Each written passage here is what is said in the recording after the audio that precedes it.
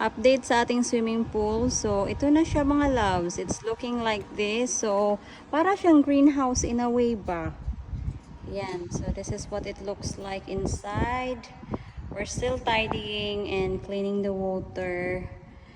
Meron pa siyang kulang mga loves dito na side. Tapos, dito na side. So, hinihintay na lang namin yung parts na yun para to completely close the swimming pool.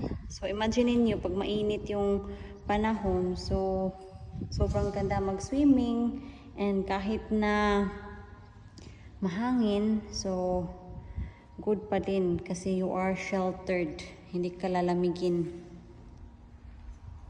So, yeah, that's it. What do you think? I think it's good. It's looking good. But comment down below kung ano yung opinion.